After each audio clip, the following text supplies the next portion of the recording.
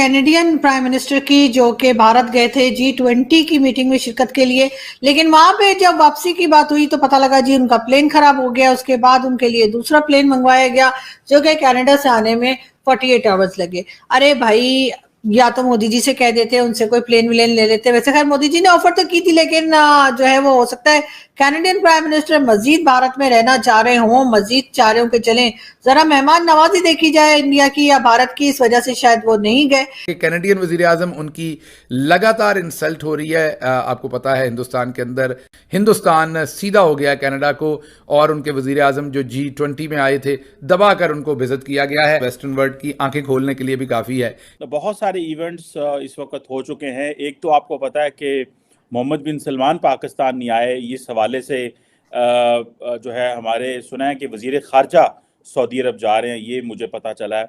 जो मोहम्मद बिन सलमान का ना आना और उनका फिर एक दिन इंडिया में रह जाना, सर इसके हवाले से आप कैसे देखते हैं? जो कनाडा ने एक पहले इतनी इज्जत थी भारत में कनाडा की, मगर कनाडा ने खुद अपनी इज्जत खराब करवाई है खालिस्तानी लॉन्च पैड बन बन के। सबको पता है कि सरकार से लेकर अन्य अलग अलग सरकारी संस्थाओं का कनाडा के सपोर्ट है खालिस्तानियों के साथ, इसीलिए कुछ हमको सम्मानजनक या कम से कम सेटिस्फाइंग कार्रवाइयाँ होती हुई नहीं नजर आती हैं खालिस्तानियों के खिलाफ कनाडा के अंदर। मगर अभी तक जो था सो था, अब ऐसा लग रहा है कि वो समय पूरा होता हुआ हमें नजर आ रहा है। अब भारत की तरफ से कठोर प्रयास हो रहा है, साफ खरी खोटी सुनाई जा रही है, स्पष्ट शब्दों में बताया जा रहा है चीन को, कनाडा को, अन्य अलग अलग कुछ कुछ जगहों को, जैसे ऑस्ट्रेलिया में कुछ एक छोटे स्तर पे ही सही, ऑस्ट्रेलिया में है छोटे स्तर पे ही सही, यूके के अंदर हमने देखा कहीं इंडियन हाई कमीशन से कैसे वहां पर फ्लैग हटाने का काम, तिरंगा हटाने का काम किया। तो अलग अलग चीजें हैं। इन्हीं का मतलब है कि अब खरी खोटी सुनाई जा रही। भारत ने साफ कह दिया कि अब सुधर जाओ वरना छोड़ेंगे नहीं, बर्दाश्त नहीं करेगा भारत अब।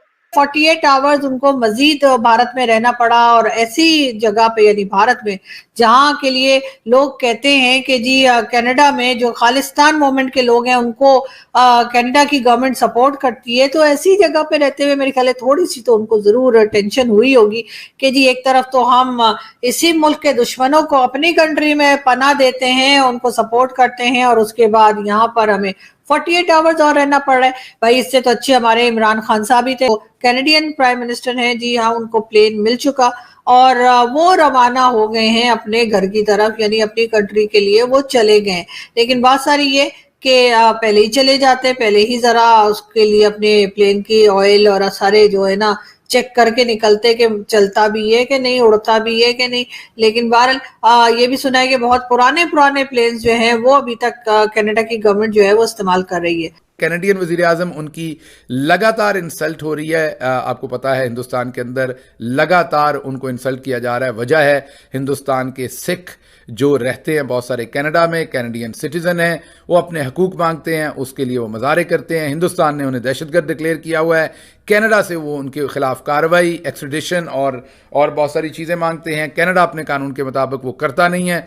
इन सारे हालात में हिंदुस्तान सीधा हो गया कनाडा को, और उनके वजीर आजम जो G20 में आए थे दबाकर उनको बेइज्जत किया गया है। भारत विरोधी गतिविधियों का अड्डा बन चुके कनाडा को सबके सामने घुटनों पर ला दिया गया है। भारत ने खालिस्तान के मुद्दे पर कनाडा को ऐसा धोया कि कनाडा के प्रधानमंत्री जस्टिन ट्रूडो के साथ अनहोनी हो गई। दरअसल 10 सितंबर को ही G20 बैठक खत्म हो गई थी, लेकिन कनाडा के प्रधानमंत्री जस्टिन ट्रूडो 12 सितंबर तक भारत में ही फंसे रहे। आपको बता दें कि कनाडा के बुरे दिन आने वाले हैं। G20 देशों के सभी नेता अपने अपने देश लौट चुके थे, लेकिन जस्टिन ट्रूडो अपने पूरे डेलीगेशन के साथ 12 सितंबर की दोपहर तक दिल्ली के एक होटल में ही बैठे रहे। मोदी जी ने एक्चुअली बैंड बजा दिया जस्टिन ट्रूडो का। अब जैसे जैसे धीरे धीरे खबर आ रही है ना, धीरे धीरे खबर आ रही है, कोई वहां से आ रहा है, कोई कोई जर्नलिस्ट आ रहा है जिसको अंदर की बात पता है, जिसको कुछ ऐसी न्यूज पता है, ये बोल रहा है कि मोदी जी ने कमरे में बैठा के बस इसका मुर्गा नहीं बनाया है, जैसे माट साहब बनाते थे ना स्कूल में, बस मुर्गा नहीं बनाया है इसका, जस्टिन ट्रूडो को रगड़ दिया बुरी तरीके से। उसको ये बोला है कि बेटा ये जो तुमने छिछोरे पाल रखे हैं, सपोले पाल रखे हैं अपने कनाडा में, ये खालिस्तानीज ये कर क्या रहे हैं? और वो छोड़ो खालिस्तानी क्या कर रहे हैं, उनको मारो गोली, भाई तुम क्या कर रहे हो? जस्टिन ट्रूडो को कहीं बुलाया ना किसी भी भारत में फंक्शन में, ये भाई डर के मारे नहीं आएगा, मैं बता रहा हूं।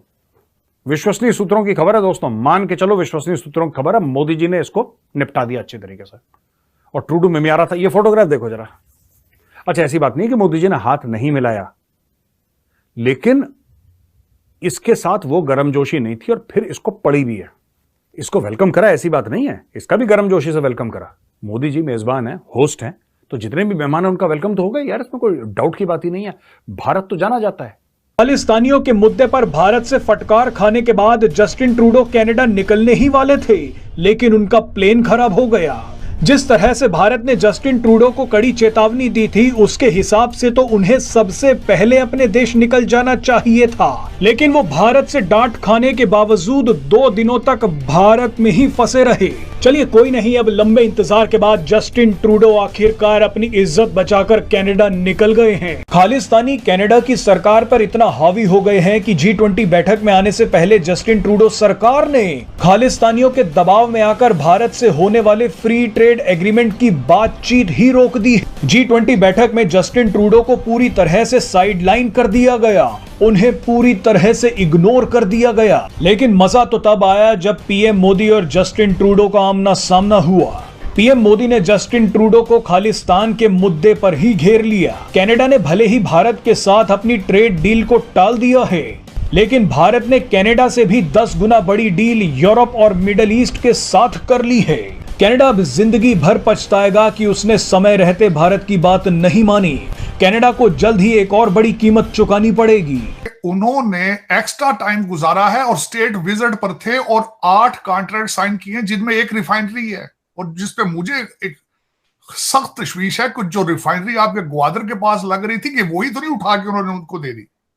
एक तो ये फिक्र है मुझे, और दूसरा आपने जो फरमाया है, हमारा जो इकोनॉमिक रोड मैप था जिसमें 25 बिलियन इनका था, 25 यूएई वालों का था, शायद वो भी तो नहीं, वो गुम हो गया। वो तो हम फिर किधर जाएंगे? हमारे बच्चे तो लंदन में बैठे हैं जिन्होंने आगे समर की विंटर की शॉपिंग करनी है, जैकेटें बड़ी महंगी हो गई हैं।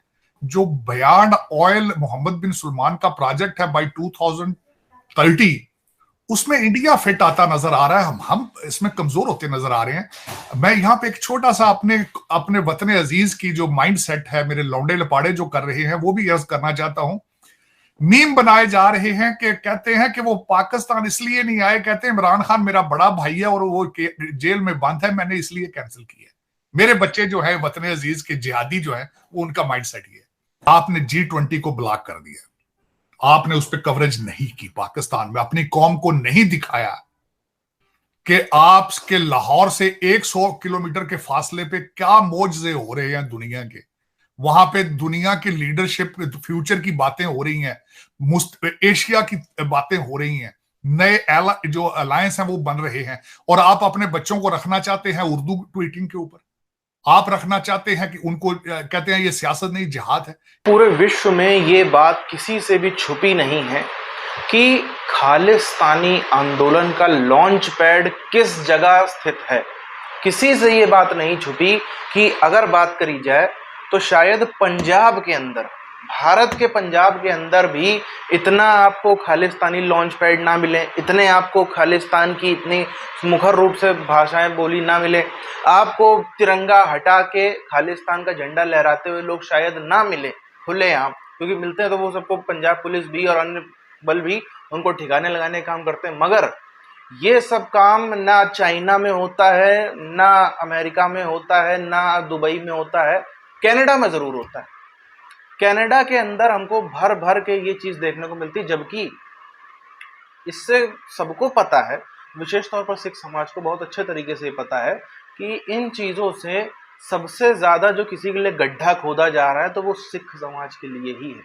ये जो इतने भी खालिस्तानी हैं, ये सबसे गड्ढा किसके लिए खोल रहे हैं? समाज में किसके लिए माहौल खराब कर रही है, किसके लिए? अब आप देखो, आतंकवादी कोई आतंकवादी आकर के बम धमाका करता है, बम ब्लास्ट करता है, तो 10 साल लगे, 20 साल लगे, भले ही कितना ही समय लगा, लेकिन पब्लिक को कहीं ना कहीं लगने लगा कि हाँ, एक वर्ग विशेष के लोग ऐसा करते हैं।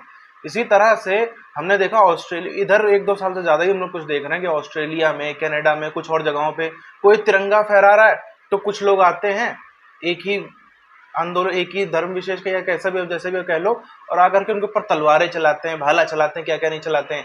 तिरंगा जहां कोई भी भारतीय लहराता हुआ नजर आ जाए उसके ऊपर अटैक करते हैं, हमला करते हैं। तो ये मुझे पर्सनली बहुत बुरा लगता है कि ये गलत है।